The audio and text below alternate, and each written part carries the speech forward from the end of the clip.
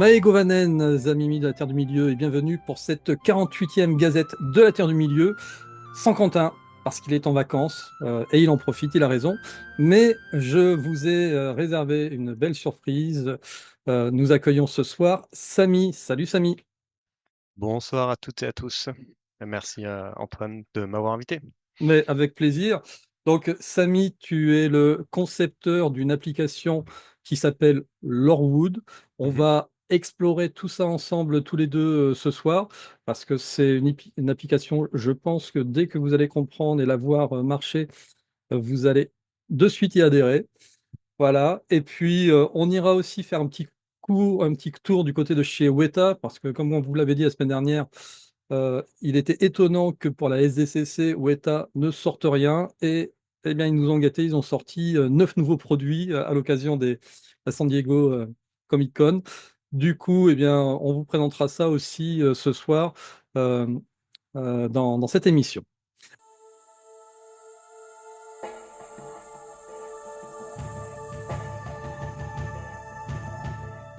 Alors, Samy, déjà, avant de rentrer dans le vif du sujet, dans ce qu'est ton application, euh, on va poser un peu la question qu'on pose habituellement aux invités. Comment est-ce que toi, tu en es arrivé à rentrer dans cet univers de Tolkien, à t'intéresser à ce sujet, tant et si bien qu'à un moment donné, tu t'as dit, ah ben tiens, je vais faire une application qui va intéresser tous les lecteurs de la saga Tolkien. Je pense, comme beaucoup de monde, avec l'arrivée des films, mais aussi enfin plus directement avec les livres, puisque je devais avoir à peu près, je sais pas, un peu moins de 10 ans au moment de la sortie euh, du deuxième ou troisième film. Évidemment, tout le monde, dans mes amis, voulait aller les voir. Mes parents étaient pas encore tout à fait sûrs, puisqu'il y avait quand même bon, un peu de violence, etc. Donc ils m'ont dit, OK, à condition que tu lises les livres avant. Ce qui, maintenant que je suis adulte, je me rends compte, était une technique bien déguisée pour me faire lire. Ça a extrêmement bien marché, puisque du coup, j'ai lu les trois bouquins en, je sais pas, quelques mois. Et ensuite, j'ai pu aller voir les films, mais du coup, je suis tombé évidemment amoureux de l'univers, du monde, des personnages. Et au fur et à mesure, en fait, j'ai continué, j'ai approfondi cet intérêt. J'ai commencé à lire, bon, évidemment, Le Hobbit, quelques autres histoires qu'il a écrites, le Silmarillion. Je vais être honnête, j'ai un peu de mal. Mais de façon générale, voilà, j'ai commencé à m'intéresser un petit peu à tout ce que Tolkien avait écrit dans son univers, tous les messages qui passaient. Et voilà, je pense que le message de Tolkien résonne beaucoup dans ce que je recherche de façon générale dans la vie et ce que j'essaie de faire, on va dire. Mm, mm. Alors, le Silmarillion, un petit conseil pour tous ceux qui ont du mal à le lire, et puis donc pour toi aussi, en audio libre, en libre audio, en ce que vous voulez. C'est vrai que c'est plus facile. Moi, je l'ai relu comme ça l'année dernière. J'avais un voyage de 8 heures. J'allais de Normandie jusque dans le sud. Eh bien, en aller-retour, je me suis fait donc tout le Silmarillion. Et c'est vrai que quand on l'écoute, c'est peut-être finalement plus facile parce que on bute pas sur les mots, sur les termes, etc. Comme ils sont lus, tu arrives à te projeter plus facilement. Mais voilà, c'est Ouais, vrai c'est un que bon conseil, ouais. c'est intéressant de pouvoir aussi aborder le Silmarillion. Mm. Alors, du coup, tu es un grand lecteur, je suppose. Bon, tu as Ouais. forcément donc le Seigneur des Anneaux. Tu as d'autres domaines de lecture dans la fantasy, particulièrement, ou tout domaine? J'en lis assez beaucoup, hein. Après, il y a beaucoup de séries différentes qui m'ont marqué, hein. On peut dire les Eragon, tout ce qui est Assassin Royal. Là, je suis en train de lire la série Olangar de Clément Bouelier, je crois, qui est assez top. Et enfin, pas mal d'autres choses, pas mal d'autres choses. Et après, je suis aussi un gros lecteur de science-fiction, qui forcément est un domaine assez voisin que j'aime beaucoup pour sa capacité d'anticipation et de percevoir des mondes différents des nôtres et justement mettre en évidence cette différence-là pour se poser des questions à propos de notre propre monde. Et Isaac Asimov, les Frank Herbert et Évidemment, compagnie, ouais, et c'est puis ça. peut-être des auteurs aussi plus contemporains. Ouais, bah, j'essaie. Je m'étais dit, je m'étais mis comme objectif il y a quelques années de lire tous les gagnants du prix Hugo Awards. Donc du coup, ça m'a permis de faire à peu près ma culture SF et un peu fantasy au fur et à mesure des décennies avec les différents gagnants, quoi. D'accord. Alors, du coup, je sais aussi que tu as des bagages, un bagage d'informaticien, en tout Mhm. cas sur ta partie professionnelle. Et donc, à un moment donné, tu as voulu faire matcher tout ça Ouais. à travers une application. Ça a été quoi la démarche? Qu'est-ce qui t'a fait ce déclic? Et en 2 mots, ton application, qu'est-ce que c'est? Ouais. Je vais, ouais, je vais commencer peut-être par la genèse sur justement comment est-ce que c'est arrivé. Donc j'étais en train de lire une série de science-fiction qui s'appelle Mars la Rouge de Kim Stanley Robinson, qui est d'ailleurs excellente, qui parle justement de la terraformation de Mars, des premiers colons jusqu'à la mise en place d'une société différente et indépendante de la Terre sur à peu près 200-300 ans. Et les livres sont superbes. Et en fait, il y a toute cette dimension autour de la géographie de Mars, où on explique comment est-ce qu'ils vont aller d'un point A à un point B, des lieux qui sont de véritables lieux cartographiés sur Mars.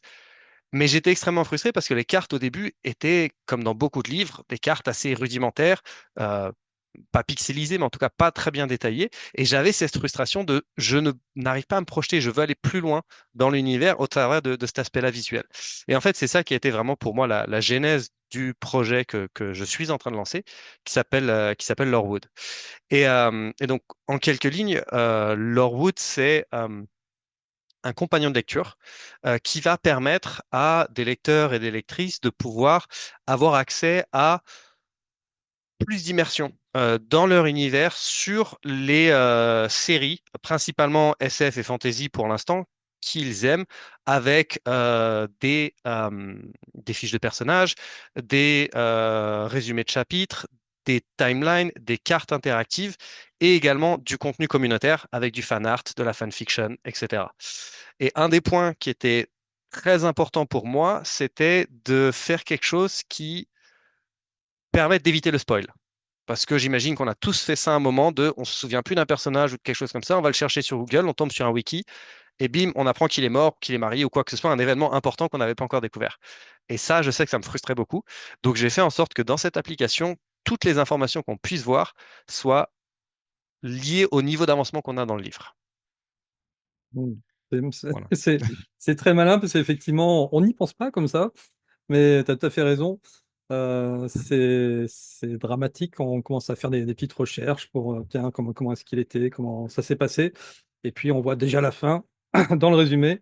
Ouais. Donc, bah, tu nous expliqueras effectivement à travers ton application comment est-ce que tu arrives justement à gérer la chronologie des histoires. Et si on prend le Seigneur des Anneaux, c'est clair que au début, lorsqu'on s'intéresse à grands pas, on n'a pas envie de savoir qui va finir par se marier quelques semaines plus tard sur la grande place du Gondor.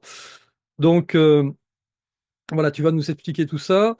Et je suppose que c'est un travail qu'on ne fait pas tout seul parce que vu déjà la richesse, ne serait-ce que du Seigneur des Anneaux, mais si en plus tu l'étends à un certain nombre d'autres livres, ça demande un boulot phénoménal. Mm. Comment est-ce que tu as imaginé ça? Est-ce que c'est finalement une application qui va être à juste titre communautaire, c'est-à-dire chacun va apporter sa vision des choses, ses descriptions, etc. Voilà, explique-nous un petit peu. C'est quasi exactement ça, ou en tout cas, ça va dépendre. J'envisage deux approches principales. La première, ça va être en effet communautaire. Donc, quelque chose que n'importe qui, sur qui n'importe qui va pouvoir contribuer ou quasi n'importe qui. Il va quand même falloir mettre un petit système de modération et de validation. Mais en tout cas, l'idée, c'est que vraiment, voilà, à la manière de Wikipédia, si on voit qu'il y a une erreur ou quelque chose d'incorrect ou quelque chose qui pourrait être amélioré, ne serait-ce que dans un paragraphe d'un personnage, on va pouvoir directement faire cette modification-là qui va ensuite être validée par d'autres lecteurs et lectrices. Et en fait, on va avoir quelque chose de je l'espère, bénéficiaire pour tout le monde, qui va permettre d'enrichir un peu ces bases de données-là. Après, Je sais qu'il y a des communautés qui existent déjà. Si on prend par exemple Le Seigneur des Anneaux en France, il y a Tolkien Deal. C'est comme ça d'ailleurs que j'ai pu commencer à interagir un petit peu avec la communauté. Et, euh, et donc l'objectif, c'est de voir si après certaines de ces communautés-là veulent aussi s'emparer de ce genre d'outils pour mettre en évidence certains des travaux qu'ils ont déjà faits, recréer des redirections, en gros, essayer d'apporter une nouvelle source euh, de gens qui ne connaissent pas forcément cette communauté-là au travers d'un nouveau médium. Donc ça va être la première partie. La deuxième, ce serait au travers des auteurs et des autrices directement, ou des maisons d'édition. Je sais qu'il y a des auteurs qui font déjà un peu ça de leur côté via des outils manuels.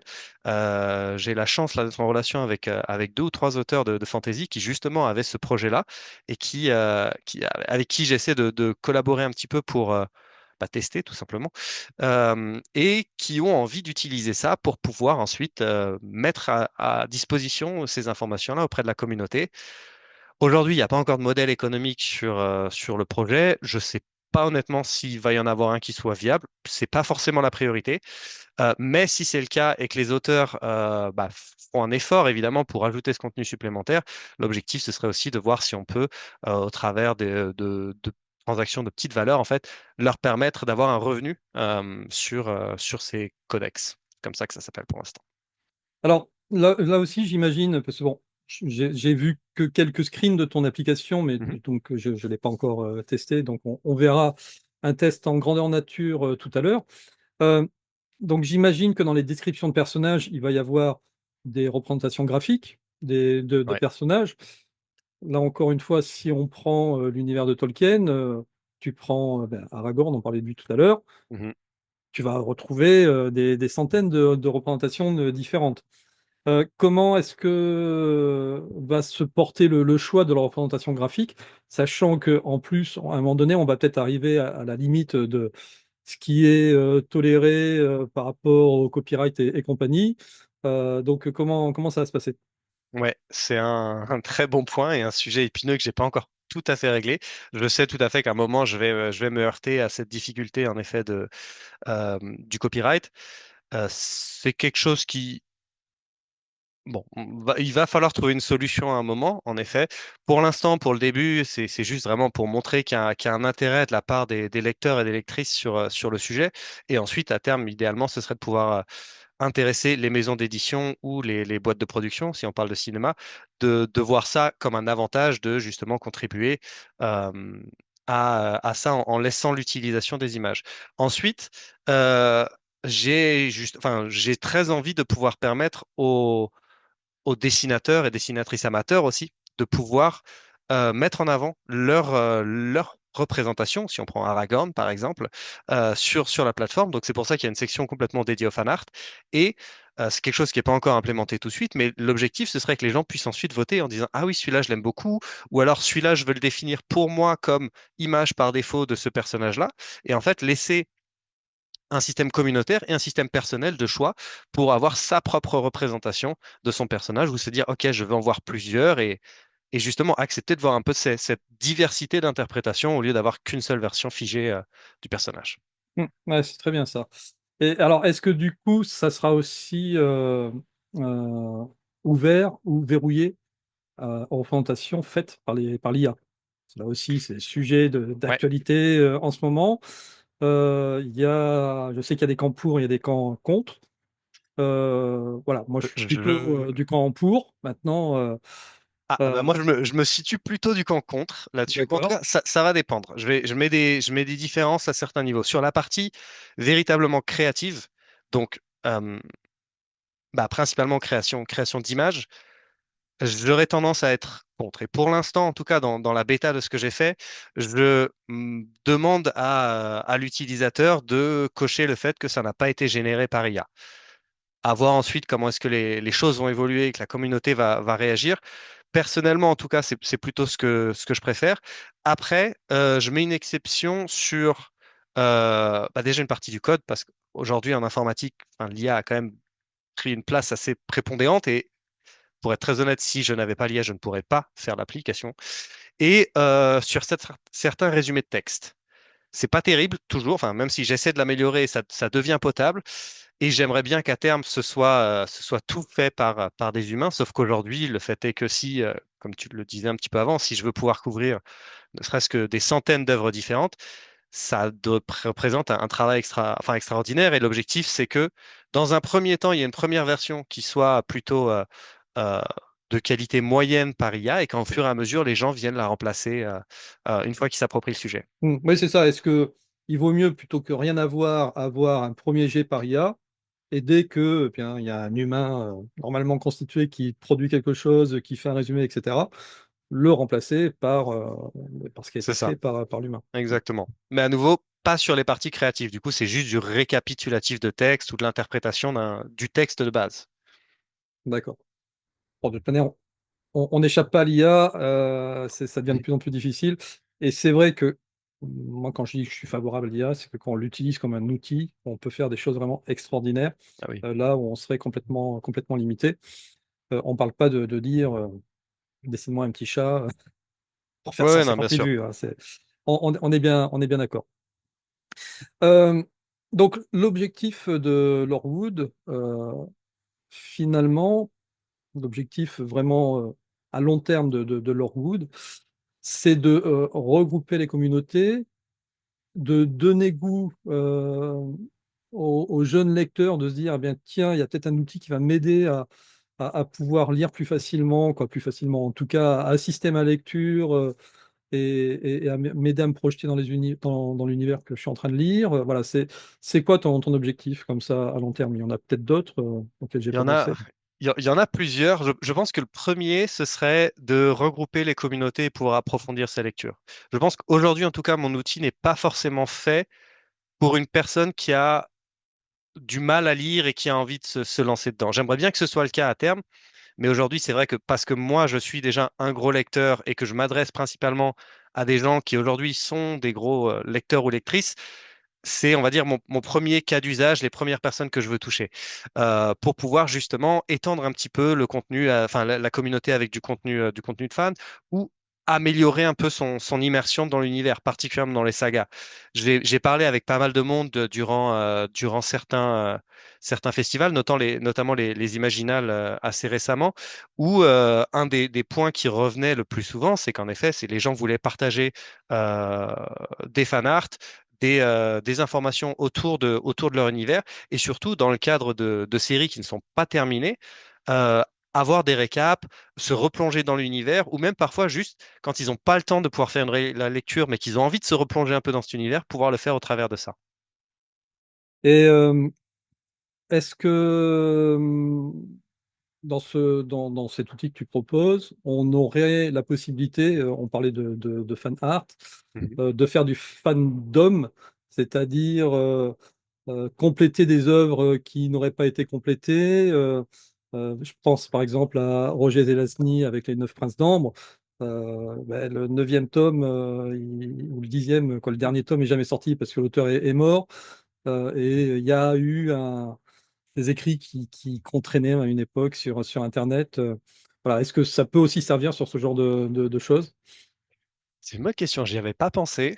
Je pense que ça pourrait de façon indirecte, puisque je suis en train de mettre une section fanfiction qui va permettre aux gens de mettre en effet leur fanfiction, alors soit directement sur leur bout de la plateforme, soit, parce que je sais qu'il y a déjà des sites qui existent qui sont très bien faits, en fait juste faire une redirection et pouvoir dire, voilà, par rapport à ce livre-là, il y a ce truc-là qui existe.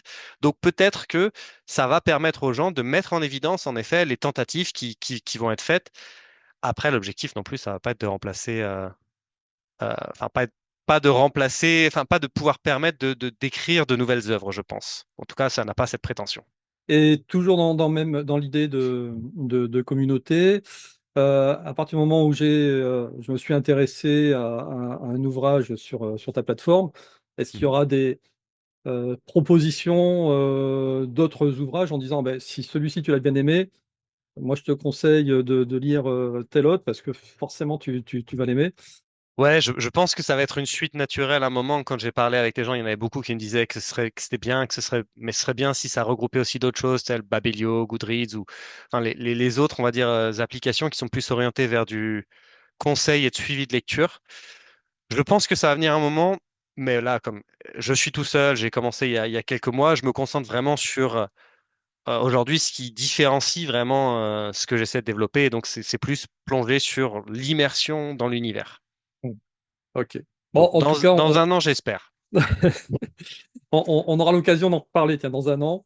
Mais on voit très bien l'ampleur de ce genre de projet, ce que ça peut déjà amener, et puis voilà, le travail qu'il y a derrière. C'est clair que à un moment donné, faut presque y être à 100% dessus tous les jours, voire 200%. Euh, et voilà, J'ai c'est un beaucoup gros, gros réduit projet. mon temps de loisirs que j'avais avant pour en effet le dédier à ça. Tu ne joues plus à la PS5. Ah, c'est En ça. effet, en effet, j'ai plus le temps pour les jeux vidéo. Bon, c'est pas grave, je Ok, m'amuse quand même. bah oui. Alors, ce que je vous propose, on va faire une petite pause et on va aller s'intéresser donc à l'actualité figurine SDCC et on revient dans une dizaine de minutes sur l'application de Samy. Il nous fera une démo en direct pour qu'on comprenne bien comment ça fonctionne maintenant qu'on a un peu toute la jeunesse du projet et tous les tenants et aboutissants. Maintenant, il nous faudra du concret. Voilà. On verra ça dans quelques minutes. Donc, Samy, ce que je te propose, c'est qu'on passe à la rubrique figurine.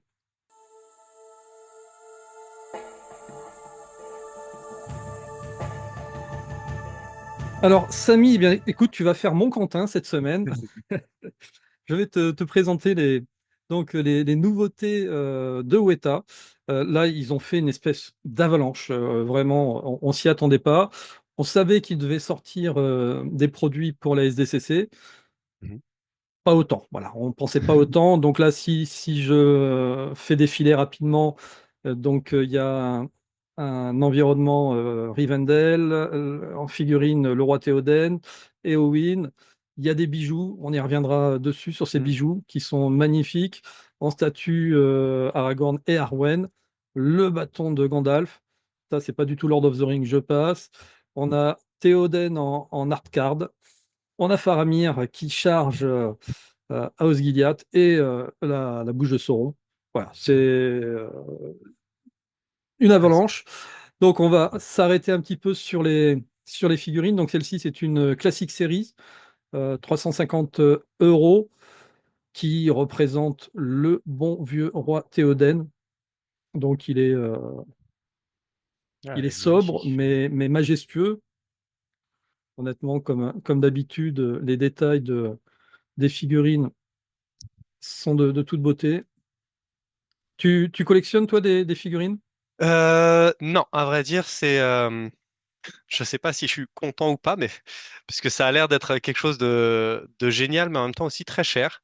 Donc j'en ai quelques-unes, mais c'est plutôt des cadeaux qui m'ont été faits, Mm, mm. plus Bah, que moi qui les achète. c'est ça le problème, c'est génial, mais c'est très très cher. Ouais. Et j'avoue que moi, ces séries-là, c'est un peu hors budget aussi pour ma bourse. Hmm. Parce que je fais énormément, je suis multi-collection, donc c'est compliqué de tout faire. Mais celle-ci, elle est magnifique. Je l'avais pas vue en Ouais. détail. Là, sur le petit pont, vraiment. Et pour le coup, elle est un peu moins chère, mais elle doit Ouais. être un peu moins grande en taille. Sur la deuxième, je crois que tu peux voir. Ok. Ouais, en Ah, elle taille, est quand oui. même.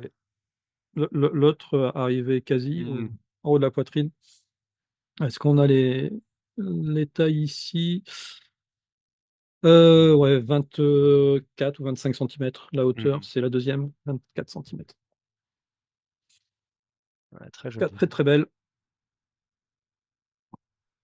Et bien sûr, ils auront marqué les acteurs quand même le visuel Ouais, de ce totalement. qu'on a maintenant quand on pense Seigneur des Anneaux, quand on pense Arwen, on voit l'actrice. Quoi,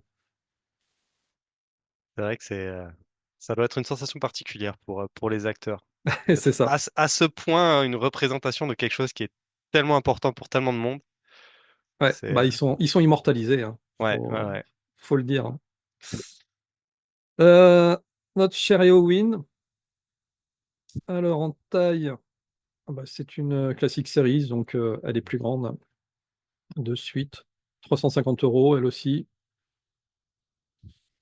C'est pas la plus exceptionnelle qu'on ait eue, Hmm. même si les détails sont toujours très bien faits. Mais en termes d'histoire qu'elle raconte, c'est peut-être pas la plus exceptionnelle. Ouais, c'est vrai. Mais c'est vrai que le détail sur le plastron est absolument, absolument fou. Absolument magnifique. Ah, Faramir. Moi, j'aime bien Faramir. On n'a pas beaucoup de figurines de Faramir. Chez Funko Pop, ils en ont sorti une en début d'année. Et il a fallu beaucoup de temps avant de voir apparaître Faramir. Donc là, c'est une édition limitée. Visiblement, peut-être que si je la mets en français, parce que je suis nul en anglais, faut le savoir. C'est juste un prototype pour le moment. Hmm. Donc, il n'est même pas en précommande, mais c'est déjà un beau prototype, hein. Ah la Ah vache. oui! Ah oui, en effet. Ah, celle-là. Celle-ci, alors si les autres étaient à 350 euros, Ouais. celle-ci, à mon avis, elle va tourner autour des 600-700. Puis elle a l'air bien lourde parce que quand tu vois les biceps du jeune homme qui tient la figurine, ouais. Ah, mais elle est magnifique. Et là, par contre, justement, ce moment, pour moi, je trouve qu'il est en effet très puissant, quoi. Et qui ressort grâce au film. Parce que c'est vrai Ouais. que, pour le coup, sur la lecture, on imagine la scène, etc. Hmm. Mais le film a cette qualité d'embellir et de rendre ces scènes-là complètement cultes. Ouais. Bah là, j'ai tout de suite la musique dans la tête. Ouais, c'est ça. Ouais. Ouais, on le voit. Ouais, c'est clair. Allez, la bouche de Sauron, je pense que c'est la même chose. Voilà, c'est un Hmm. prototype. Plus modeste. Alors, la bouche de Sauron, à chaque fois, je me pose la question, c'est un vrai personnage qui existait ou il a été inventé pour le film? Il a été inventé Je, par Tolkien ou pour le film? je ne sais plus. J'ai pas encore travaillé sur le 3 justement, pour mon appli, donc je n'ai pas cette information-là. Je l'ai pas relu récemment. Et en Hmm. fait, j'ai été tellement inspiré par les films qu'aujourd'hui, je me rends compte qu'il y a plein de choses qu'en fait, j'ai tendance à penser canon dans le bouquin qui ne le sont pas. Bon, bah, écoute, je t'avoue, j'ai vite fait une recherche parce que là, j'avais vraiment un trou. Non, il a bien été créé, le personnage, par Tolkien.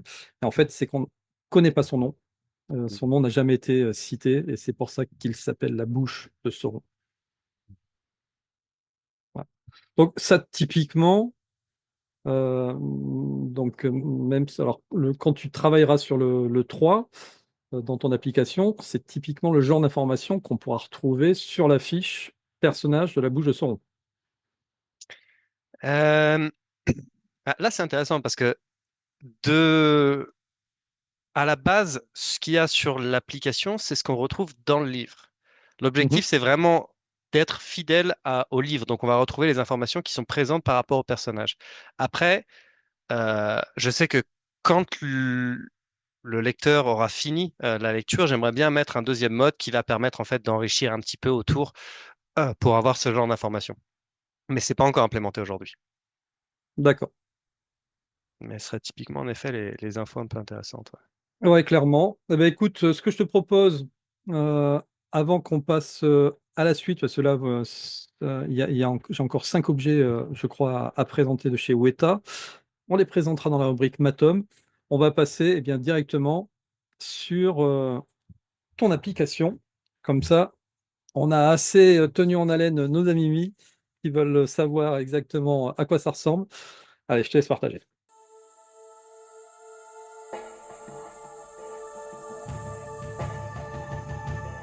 Je vais vous présenter tout ça. Donc, juste pour information, pour donner un petit peu de contexte, là, ce que vous pouvez voir, c'est sur un émulateur. Donc, du coup, c'est pour ça que vous pouvez voir un petit peu à droite les petites bandes à côté.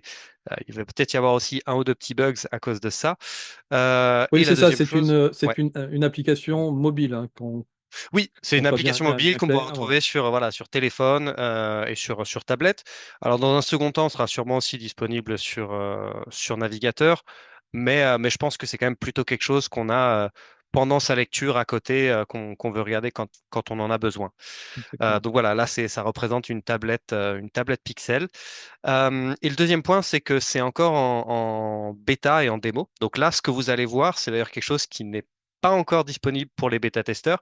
Donc il est possible qu'il y ait certaines choses qui soient pas encore très propres parce que bah, jusqu'à il y a 1 heure, j'étais en train de travailler dessus. Donc voilà.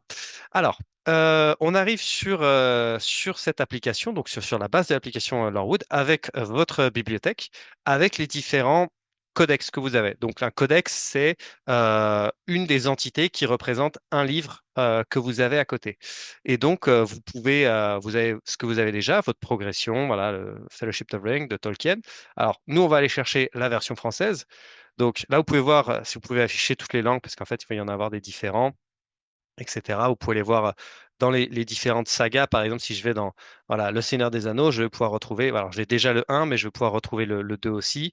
L'objectif, c'est de pouvoir chercher soit par livre, mais également voilà, par univers. Donc si je vais dans l'univers de Tolkien, je clique, je vais retrouver donc les sagas, la saga Le Seigneur des Anneaux, mais aussi un livre autonome qui est Le Hobbit. Et au fur et à mesure, il y en aura plein d'autres, etc. L'objectif, c'est de pouvoir chercher en fonction de ce qui nous intéresse. Donc ici, on va rajouter la version française, donc la communauté de l'anneau, ajouter à la bibliothèque.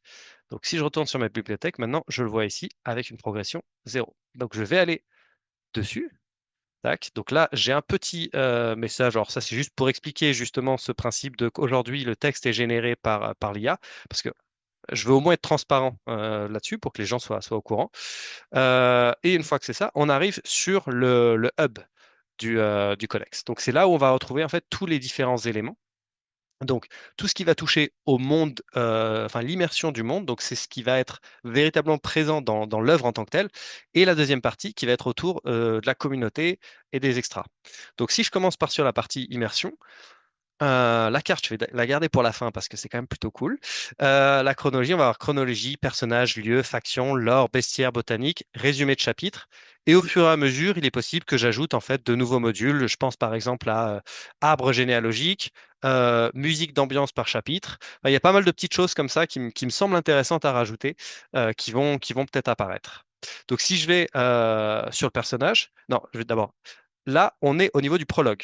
Donc, on va avoir que les informations qui sont disponibles au niveau du prologue. Donc, si je vais sur les personnages, les 4 personnages principaux qu'on va avoir débloqués à ce niveau-là vont être Bilbon, Frodon, Gollum, parce qu'il y a la grosse explication de l'aventure de Bilbon, et Gandalf, évidemment. Donc, si je vais sur Gandalf, j'ai les informations. Donc là, les informations, le contexte du prologue. Alors là, il y a aussi des petits détails avec des informations, les factions auxquelles ils apparaissent, etc. Vous pouvez voir que, par exemple, je crois que dans le prologue, on ne sait pas encore qui fait partie du Conseil blanc. Ça, c'est une partie qui, dans la version finale, sera aussi adaptée aux différents chapitres.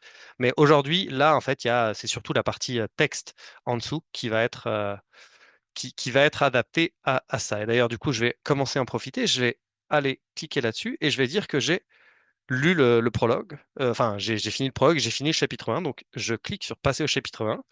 Voilà, il y a une petite animation sur laquelle je travaille encore un petit peu et on voit toutes les notifications qui ont été débloquées par ma lecture du chapitre 1. Donc si je retourne sur personnage, je vois que j'ai débloqué de nouveaux personnages.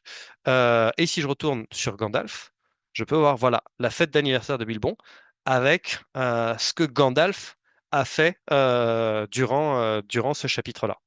Donc voilà, on apprend comment il est nommé par les enfants, par où il arrive, son rôle dans la conception des feux d'artifice, euh, et puis le fait qu'il attend Frodon à la fin pour lui dire que Bilbon est parti. Et est-ce que tu j'allais dire, pousses le vice jusqu'à mettre tous les personnages, c'est-à-dire même les personnages secondaires, voire tertiaires, voire celui qu'on verra, qui aura qu'une seule phrase dans le livre, c'est à ce moment-là.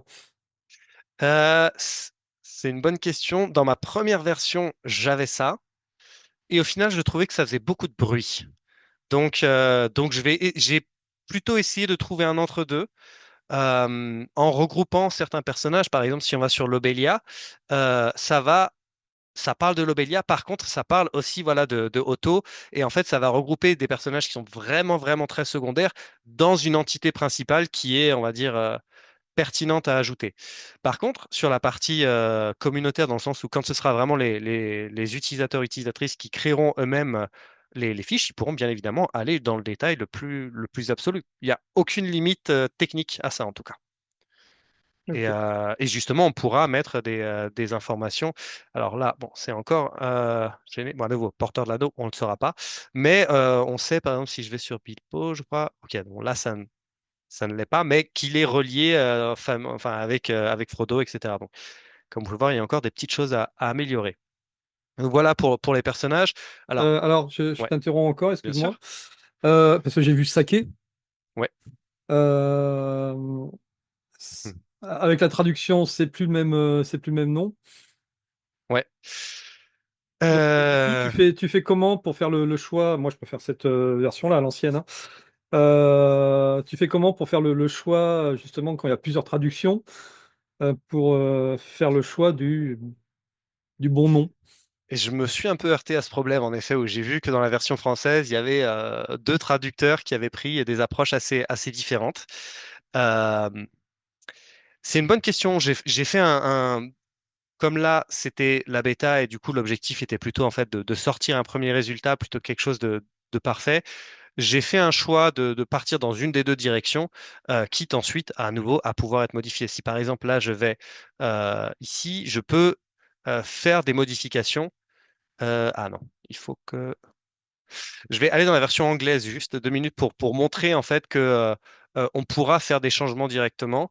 Donc Mhm. si je vais ici dans la partie personnage, voilà, donc là, Frodo Baggins, là en fait, j'ai mis dans les réglages que les utilisateurs pouvaient faire des modifications. Donc là, si je vais dans le petit bouton ici, je peux choisir de changer le nom de l'entité.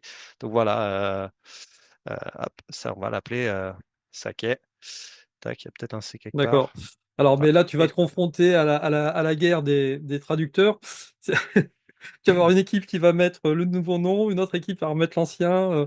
Est-ce qu'en définitive, il n'y aurait pas moyen d'avoir un bouton quand tu rentres sur ton ouvrage, bah, justement d'avoir l'ouvrage traduction, ancienne traduction Le Doux et nouvelle traduction, je sais pas le nom du traducteur. je ne m'en souviens plus non plus malheureusement. Je pense qu'à terme ce serait possible. Après, l'alternative qui est faisable aussi, en fait, c'est que on n'est pas limité à un seul codex par livre. En fait, c'est vraiment en fonction de l'utilisateur. Donc, vous pourrez écrire, voilà, la communauté de l'anneau, traduction d'une personne A et on pourrait avoir la version traduction d'une personne B, sans Ça, problème. ouais. Hmm. Voilà, Oui, donc du coup, après, toi, juste à choisir ton codex pour exactement. avoir le suivi dans la traduction que tu as lue. Ouais. Voilà, c'est ça. Mais du coup, ça veut dire qu'en termes de travail pour la communauté, c'est beaucoup plus significatif. Bon, après, D'accord. si c'est juste des changements de nom, on peut partir d'un codex qui a été fait et en fait juste le dupliquer. Et en fait, là, vraiment juste faire le changement des noms, ce qui reste relativement cosmétique et accessible. Voilà, donc ensuite, je vais passer un petit peu sur la partie lieu, faction, lore, bestiaire et botanique, parce que ça, c'est quand même c'est à peu près la même chose que les personnages, hein. Si je vais dans le lore, par exemple, voilà, on a des informations sur le peuple hobbit, l'anneau unique, mais l'organisation reste à peu près la même. Ça ressemble assez fort à des pages Wikipédia où on va débloquer les paragraphes en fonction de son avancement. Le résumé par chapitre, c'est aussi assez standard. Ça, c'est quelque chose qui m'a été demandé. D'ailleurs, je crois qu'il n'y en a pas ici, en effet. Il faut encore que je le développe, mais la fonctionnalité là, c'est assez standard. Là où ça commence à devenir intéressant, ça va être sur la partie chronologie.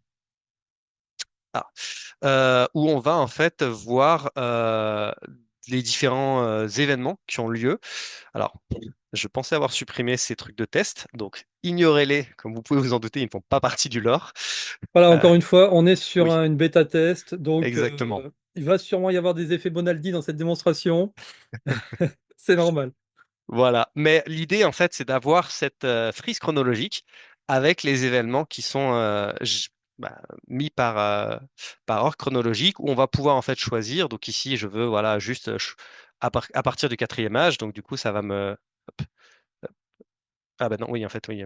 Ça monte le quatrième âge, mais comme il n'y a que deux événements, du coup, c'est pour ça que ça remonte en haut. Mais en gros, l'idée, voilà, c'est qu'on va pouvoir choisir ses années, son lieu, etc., en fonction de son calendrier. Ça, c'est aussi une des spécificités que j'ai mis en place, que si l'auteur ou l'autrice a créé un calendrier dédié, il est possible de le recréer au sein de leur WOOD et du codex pour gérer ça.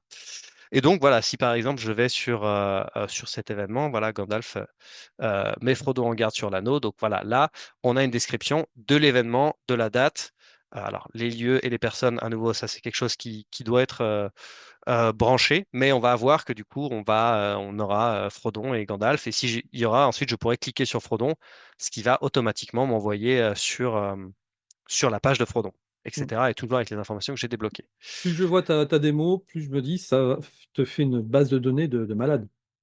C'est en effet une grosse base de données à gérer. Mais après, ouais, moi c'est assez riche, mais avec quelques systèmes en place, ça reste gérable, on va dire. Mm, mm.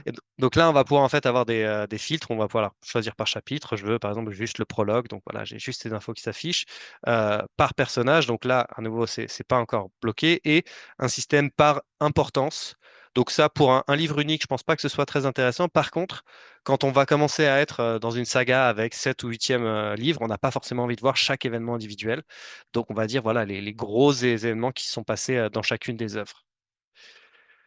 Voilà.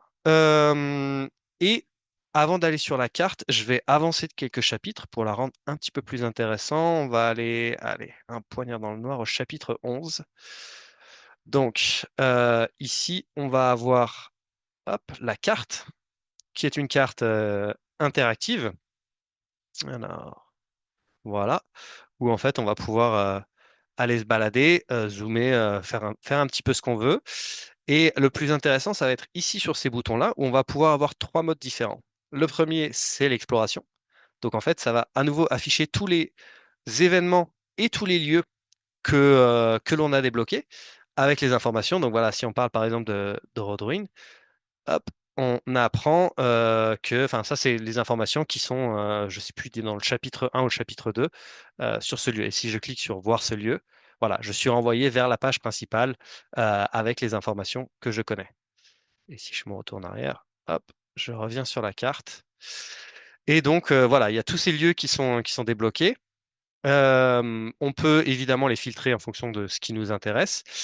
Et ensuite, il y a la deuxième partie qui, pour moi, je trouve la plus intéressante, c'est le suivi des personnages. Donc, on va avoir tous les différents personnages et on va pouvoir en fait avoir leur suivi. Si je vais sur Frodon, hop, ça zoome un peu. Alors, désolé, ça allait un peu vite. Euh, Où en fait, on va pouvoir voir qu'il part de Cul-de-sac, qui rencontre voilà, la compagnie avec Gildor, qu'il arrive à la Récotière, Krull Creek.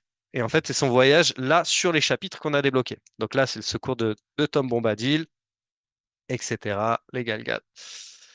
On arrive au point des fringants et on arrivera sur la dernière étape qui est l'attaque par Les les Nazgûl. cavaliers. Ouais. Mm.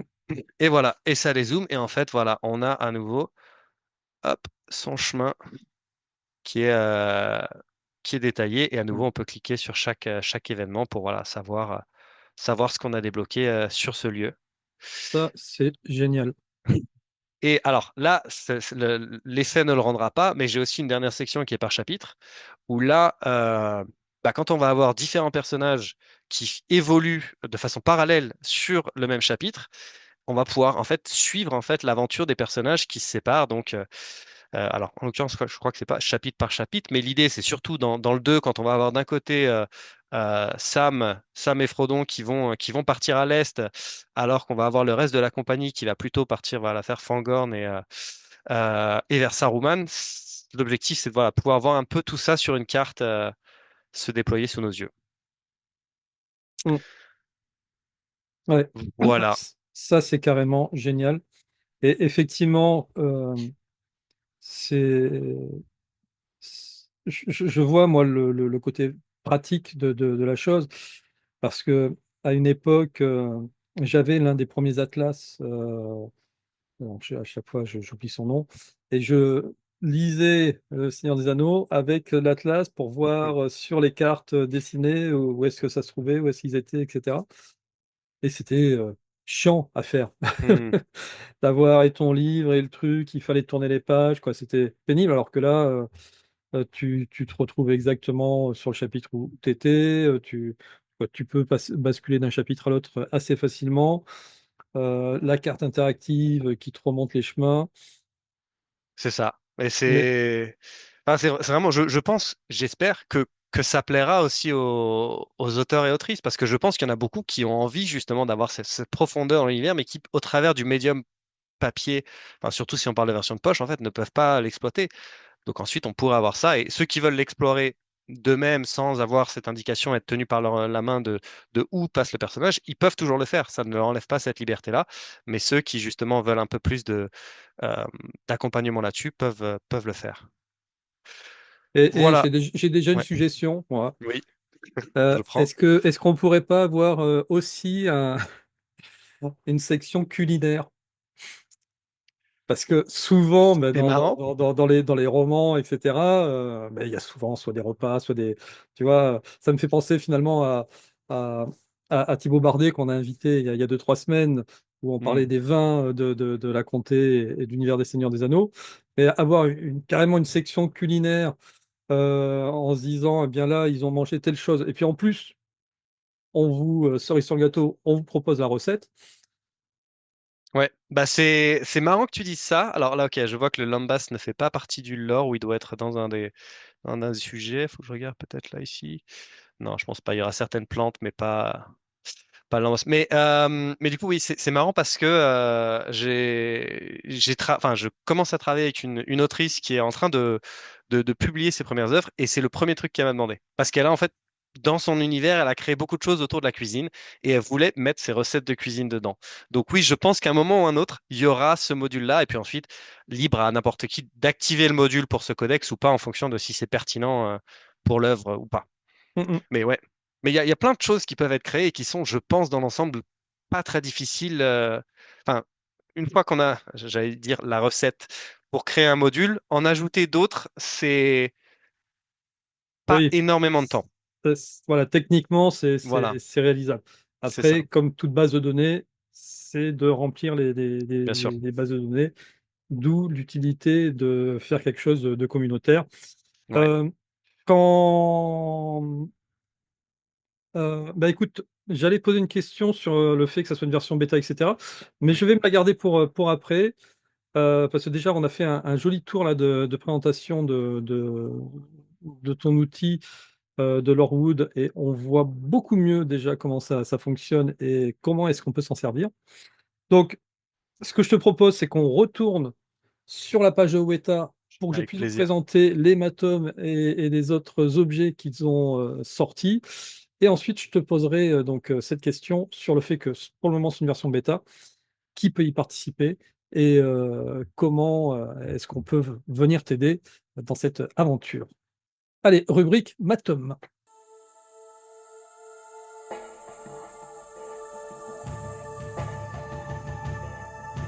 Donc, Samy, bien toujours pour le SDCC, Weta a sorti le bâton de Gandalf, Staff of Gandalf the White. Ah. 351 €. C'est, Alors, je c'est me un... demande. Ah, il est à l'échelle quand même. Oui, Ok. à ce prix-là, j'eus espéré, j'en étais pas sûr, mais voilà. Ouais, il a l'air d'être à l'échelle, effectivement. Il est de toute beauté. On va essayer Mhm. de voir le zoom sur cette partie-là qui est la plus intéressante. Alors, est-ce qu'ils ont mis, tu sais, à un moment donné, il éclaire son bâton, je ne sais plus dans Mais quelle je me scène. posais la question, mais en fait, est-ce que c'est pas quand il est le gris et que c'est pas un autre bâton? Je me souviens plus, mais en effet, enfin, ça Ah a l'air oui, d'être une roche. oui, tu as raison. Tu as peut-être raison. Ouais. Mm. Ouais, ouais. Mais je me suis posé la même question, en effet. C'est quand c'est un bâton encore, on va dire, en bois brut C'est ça. qui a cette scène-là. Hmm, d'accord. Et donc avec le petit support. Alors, il est réalisé par Léonard Ellis et il mesure 191 centimètres. 2,5 kg quand même. Ouais, Ouais. on dirait pas, 191 centimètres.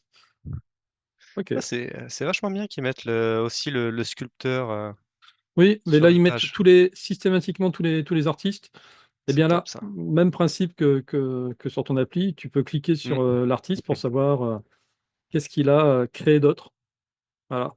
Bah, écoute, ça tombe bien. On allait en parler. Rivendell.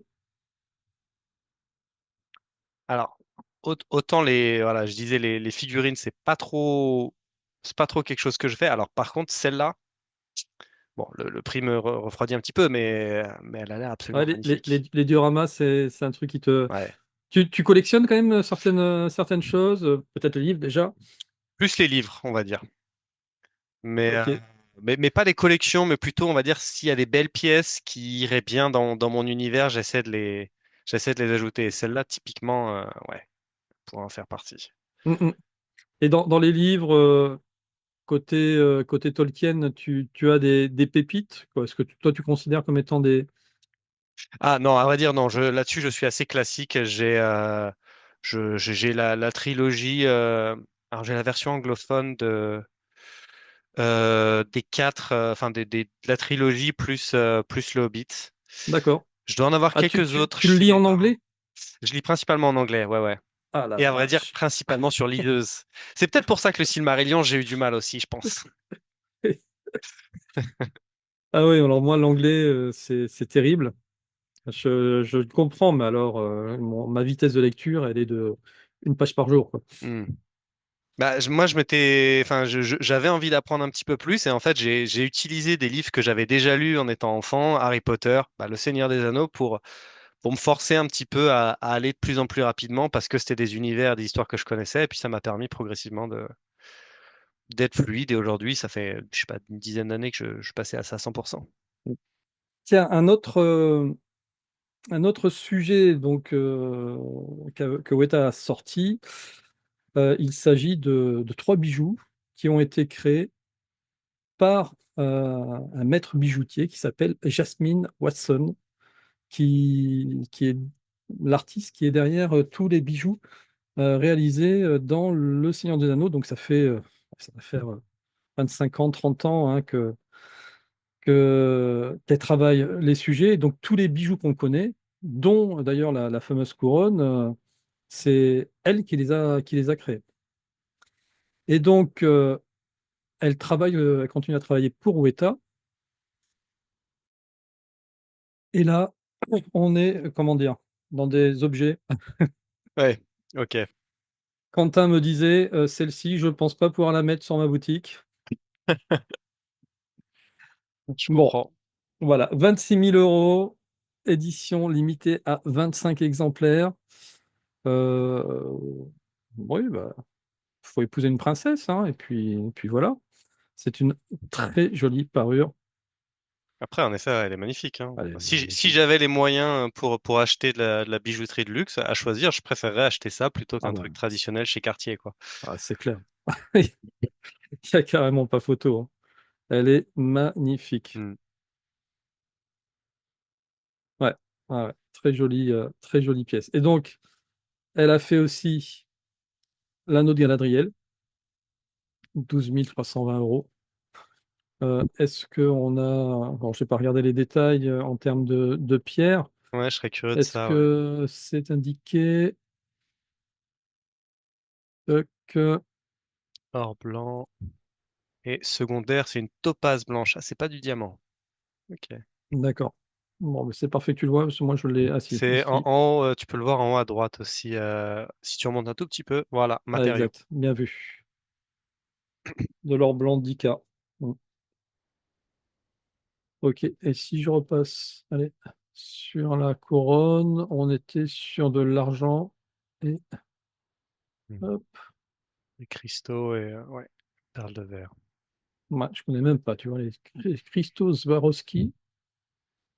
En tout cas, Swarovski, c'est un bijoutier, mais d'accord. j'imagine du coup que c'est eux qui les ont produits. Ou peut-être que c'est autre chose en fait, qui a le créateur original de la bijouterie qui a fait un design à lui. En tout cas, elle est très belle, ouais. Elle est ouais, magnifique. Ah oui, non, en effet, vu la taille de la pierre, ça peut pas être du diamant. Ou son prix serait beaucoup plus élevé. Ah oui, là, on est loin des bijoux achetés sur Temu. Ah non, elle est magnifique. Hmm. Non, Allez, puis c'est. C'est l'original, quoi. Enfin, Ah en ben tout cas, c'est la créatrice originale. c'est ça.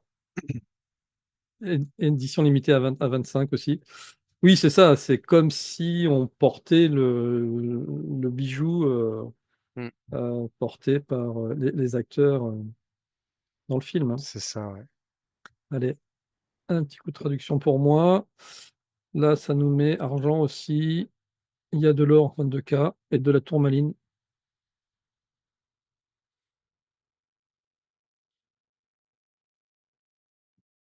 Alors, je la trouve moins.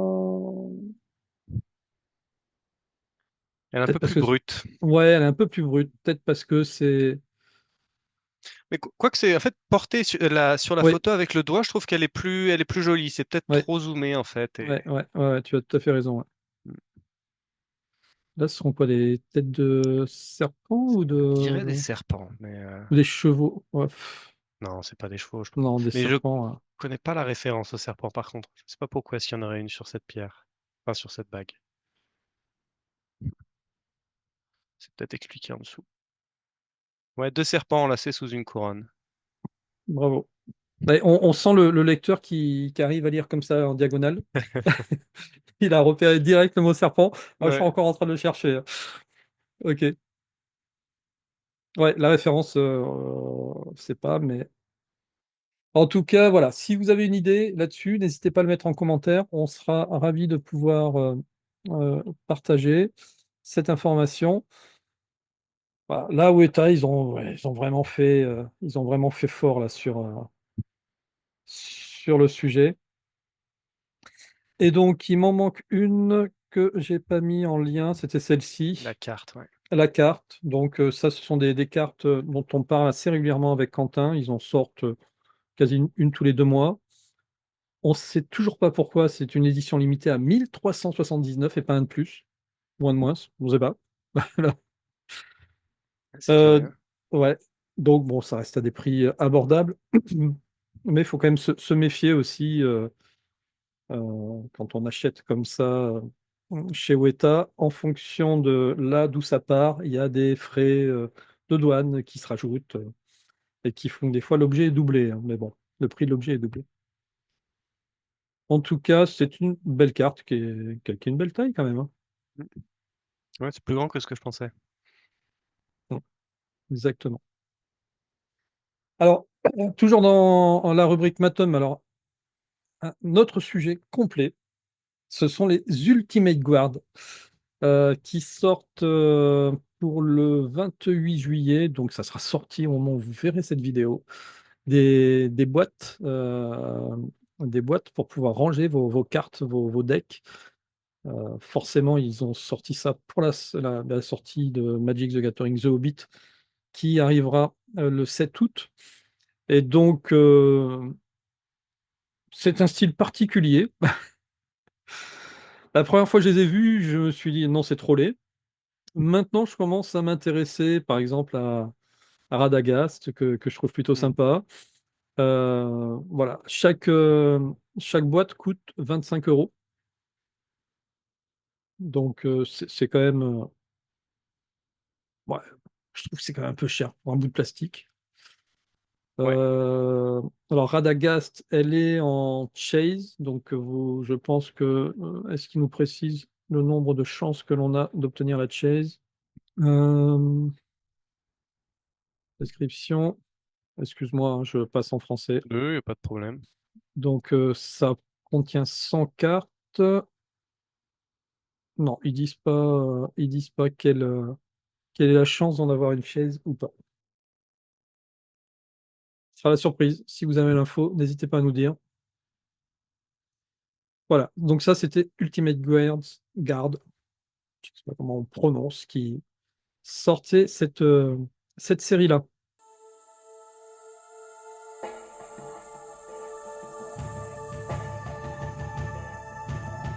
Allez, on va revenir sur toi, Samy. Mhm. Et donc, on avait une dernière question, ou en tout cas un dernier sujet à voir ensemble. C'est le fait que ça soit une version bêta. Ouais. Donc, est-ce que tu cherches déjà des bêta-testeurs ou est-ce que tu as déjà ton panel et c'est suffisant? Non, je cherche toujours des bêta-testeurs. Là, j'en ai je dirais une petite vingtaine. Après, plus j'ai de retours, plus c'est intéressant. Et particulièrement, je pense que là, j'ai eu beaucoup de retours sur le fonctionnement de l'application en tant que telle.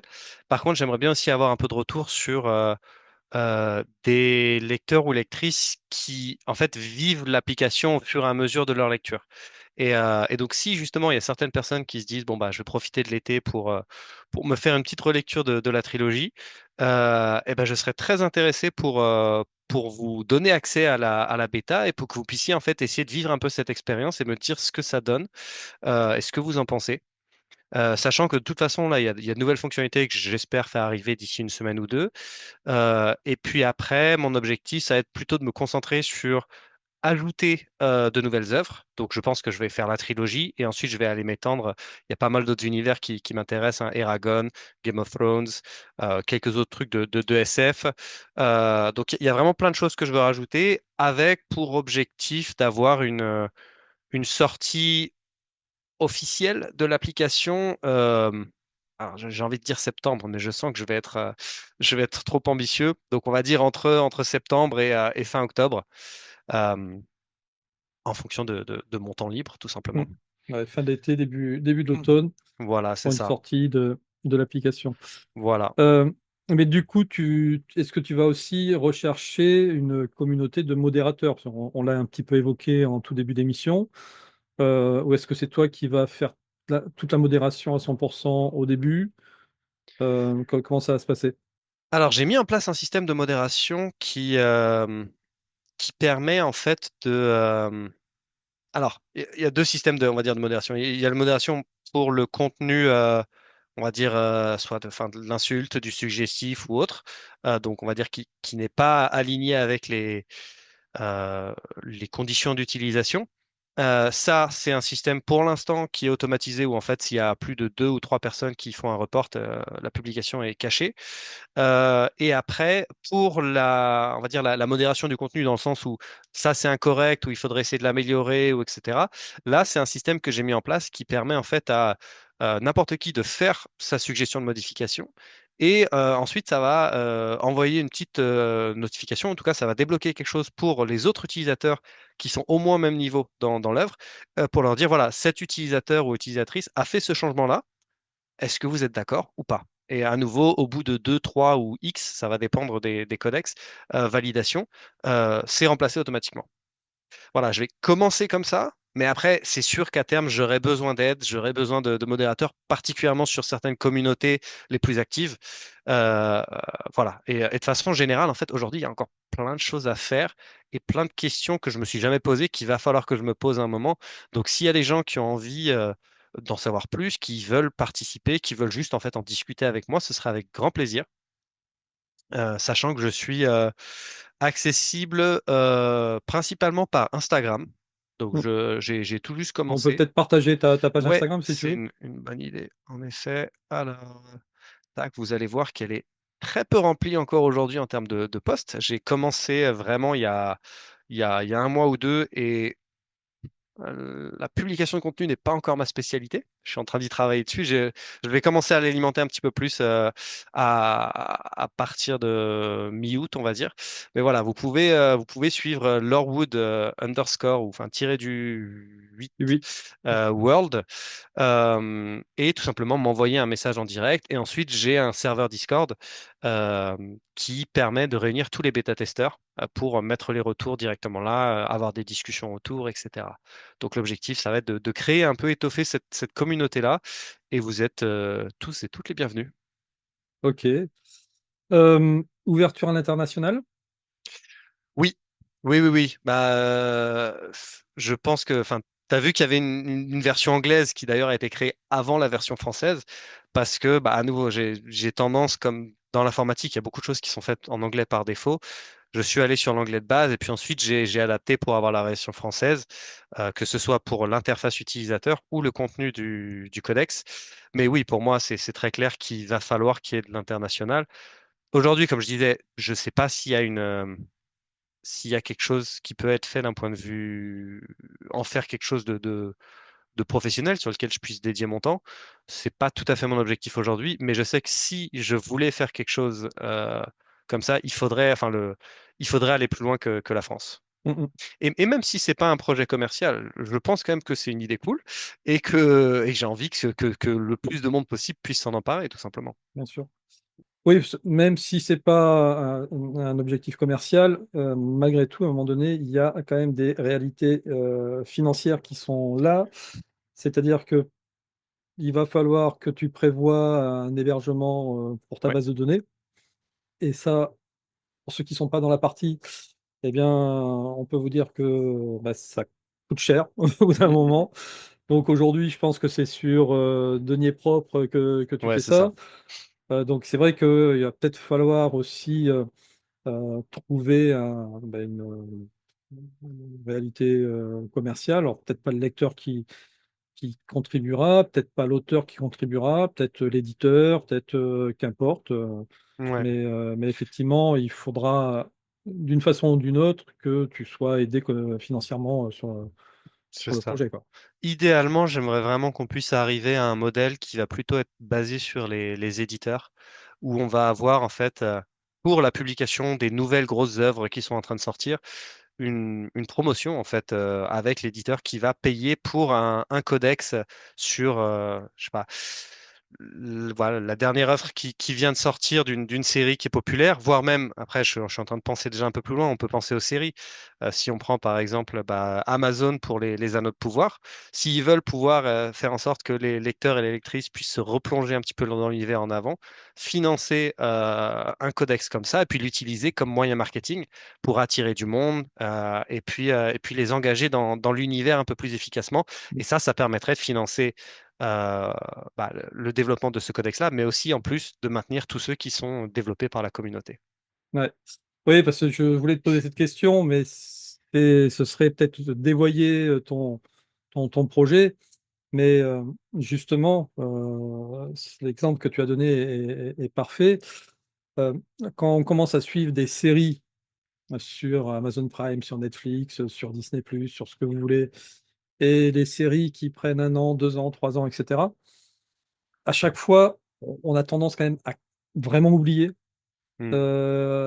qui étaient les acteurs, qu'est-ce qu'ils ont fait, quelles étaient leurs interactions, etc. Donc quand on a du temps, on se remate les séries précédentes. Quand on n'a pas de temps, on regarde juste le dernier épisode, histoire de replonger dans le bain. Mais clairement, ce système-là, ce serait parfait pour des séries, parce que là, bien, on irait voir directement la fiche personnage, les interactions, quoi. C'est ça. Ce Ouais. serait peut-être plus euh, percutant pour un grand public, Oui, parce que malheureusement, la réalité aujourd'hui, c'est que les gens lisent de moins en moins. On n'en a pas parlé, mais ça risque d'être un problème sur lequel tu vas être confronté. Mais le fait peut-être de l'ouvrir, tu vois, des séries télévisées comme ça, là, il y aurait peut-être plus de public visé, on va dire. ouais, ouais, non, mais c'est quelque chose qui est très clairement déjà dans ma tête. Mais je pense que d'abord, il faut montrer que le modèle fonctionne. Et pour que ça fonctionne, il faut le faire avec une communauté de passionnés. Après, peut-être ouverture, mais c'est juste parce que j'y pense, parce que j'ai parlé avec quelques personnes du monde de l'édition qui sont aussi dans le monde de l'enseignement et qui m'ont dit que cet outil, eux, ils le voyaient super pour justement engager aussi un peu plus les enfants dans la lecture. Donc peut-être moins sur des œuvres complexes, mais aussi sur des œuvres un peu plus simples qui seraient un outil pédagogique d'accompagnement Mm. durant la lecture pendant le temps scolaire, quoi. Et comme quoi, ma première Ouais, question de tout c'est vrai. début d'émission, ouais, tu vois. Ouais, ouais. Mais il y a quelque chose, Mm. c'est juste que, bon, dans un an, à nouveau, on en reparle dans un an. Mm. Oui, c'est ça. Voilà, on est vraiment dans un début de projet. Ouais. Ce qui est important dans le début de projet, c'est d'en parler. C'est pour ça que voilà, on a voulu aussi te proposer cette plateforme pour pouvoir t'exprimer, parce que c'est toujours plus simple pour quelqu'un qui s'intéresserait au projet, que ce soit en tant qu'utilisateur ou en tant que bêta-testeur, voilà, de pouvoir avoir ce genre d'émission avec tous les détails. Au moins, les choses sont clairement dites. Et après, eh bien, il te contacte directement sur ta page Instagram Mhm. pour pouvoir entrer en contact avec toi et en savoir plus. Est-ce Exactement. qu'on aurait oublié de dire quelque chose ou est-ce qu'on a fait le tour finalement? Non, je pense pas. Je pense qu'on a quand même déjà bien détaillé ce qu'il y a. Alors, on verra. Dans un mois, il y aura à nouveau sûrement pas mal de nouvelles choses. Mais pour l'instant, en tout cas, je pense que c'est déjà un très bon récap. Mm, mm. Non, mais écoute, ce serait avec plaisir si tu viens nous faire un petit coucou de temps en temps pour nous dire, ben voilà, là, ça fait 3 mois qu'on est là-dessus, et regardez, on a sorti ça, ça et ça. Voilà, on peut Bah, imaginer avec, quelque chose comme ça parce que voilà, moi je trouve que c'est un projet qui est passionnant. Donc dès que je suis passionné, de toute manière, j'ai envie d'apporter ma maigre contribution à mon niveau sur ce genre de projet. avec grand plaisir. Et je suis pas sûr que ce soit si maigre. Parce que justement, une des difficultés au début, c'est bah, de réussir à contacter un petit peu les gens. Et pour ça, je te remercie. Bon, et Quentin qui n'est pas là. Encore pour m'avoir invité. Aujourd'hui parce que je pense que ça va beaucoup aider Eh bien, tant mieux. Si l'objectif est atteint, j'en serais super ravi. Et puis voilà, c'était un plaisir de faire ta connaissance, Samy, de discuter également. avec toi ce soir. Donc, n'hésitez pas, les amis, à mettre vos commentaires hein, sous la vidéo, savoir ce que vous avez pensé du projet. Est-ce que c'est un projet ben, qui vous tente et si effectivement vous serez là au rendez-vous lorsque l'appli sortira, donc fin d'été, début de l'automne. Si au contraire vous êtes encore plus hypé et vous avez envie d'être bêta-testeur, donc là, faut pas hésiter, c'est de suite qu'il faut contacter Samy parce que c'est maintenant que se fait les tests. Et puis voilà, globalement, qu'est-ce que vous pensez de tout ça, si c'est une bonne idée ou pas? On attend vos réactions. Merci Voilà, beaucoup. Samy. Eh bien, merci beaucoup encore une fois d'avoir accepté l'invitation. Avec Merci de grand nous avoir plaisir. présenté tout ça. Et puis, on se dit à bientôt. À bientôt. Ciao, ciao.